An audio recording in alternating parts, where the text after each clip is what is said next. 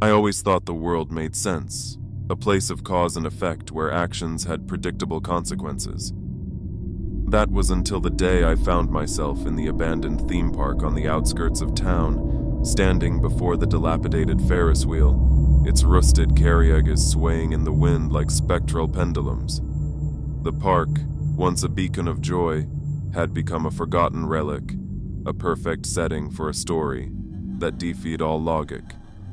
As a freelance journalist, I had a penchant for the bizarre, the unexplained, so when I heard about a series of random, violent incidents occurring in unusual settings across the city, my curiosity was piqued.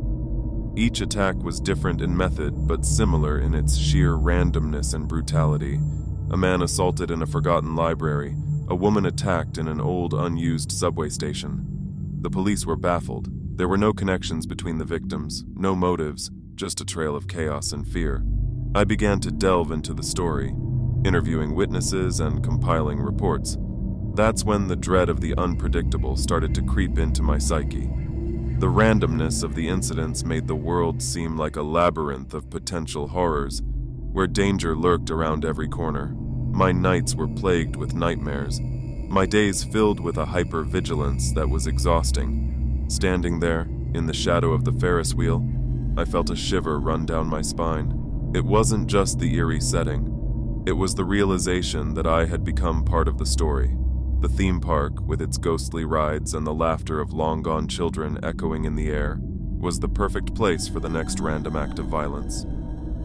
I began to feel the classic fight-or-flight response as my heart raced and my breath quickened. Every creak of the wheel, every rustle of the wind through the abandoned stalls, set my nerves on edge. I knew I should leave, but my journalistic instincts urged me to stay, to uncover the truth behind these senseless acts.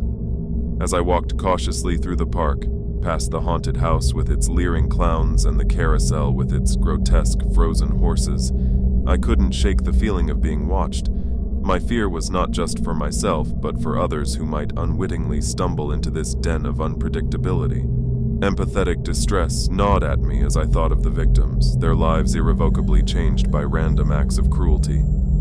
Suddenly, I heard a sound that froze my blood, a low, guttural laugh, coming from the direction of the bumper car pavilion. My initial instinct was to run, but my legs refused to cooperate, paralyzed by a blend of fear and a desperate need to understand. Slowly, I approached the source of the laughter.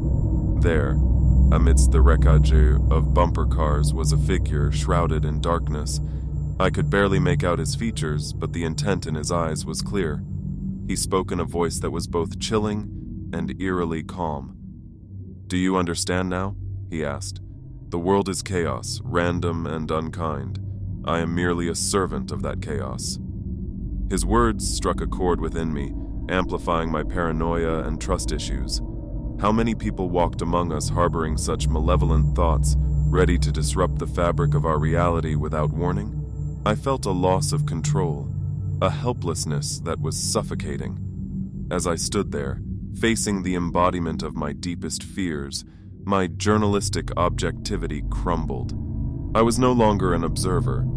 I was a participant in a story that defied reason, a tale of random acts of violence that mirrored the chaos of the human condition.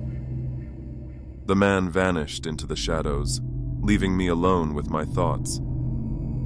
I left the park that night, but the story never left me. It lingered in my mind, an intrusive thought that haunted my dreams and colored my waking hours. I wrote my article, detailing the incidents and my encounter at the theme park. I wondered if my readers would feel the same fear, the same sense of chaos. Would they too fall prey to the dread of the unpredictable, to the paranoia and hypervigilance that now gripped me?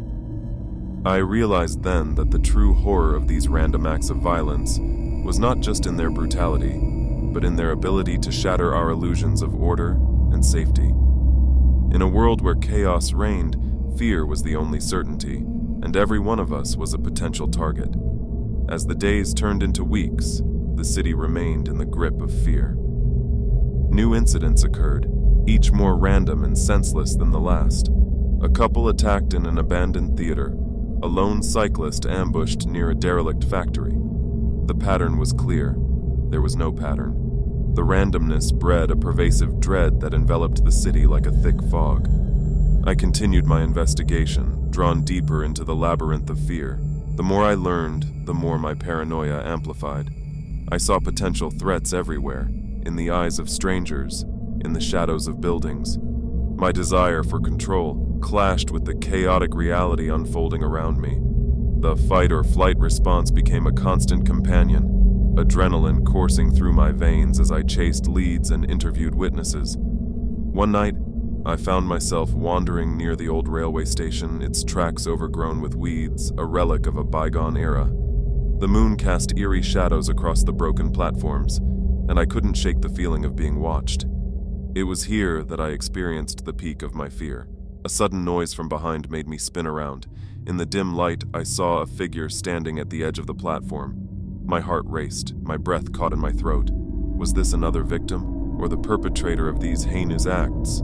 The figure stepped forward, and I recognized the face of a man who had narrowly escaped an attack weeks before. He spoke in a trembling voice. "You're not alone in this. We're all scared, trying to make sense of the senseless." His words resonated with me, a reminder of the empathetic distress that had been gnawing at me. Here was someone who understood the fear, the loss of control, the paranoia. We talked for hours, sharing our experiences and fears. It was a cathartic release, a brief respite from the relentless anxiety.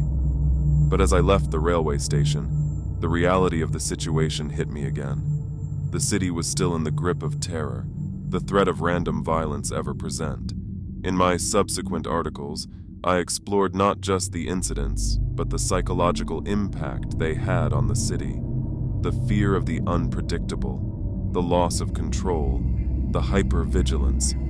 These were the real stories. I realized that by shedding light on these aspects, I was not just reporting news, but also providing a voice to the collective fear and confusion. The story of the random acts of violence never reached a neat conclusion. There were arrests, but the sense of chaos lingered, a reminder that in a world where randomness reigns, fear is a constant, lurking in the depths of our psyche, ready to surface at the slightest provocation.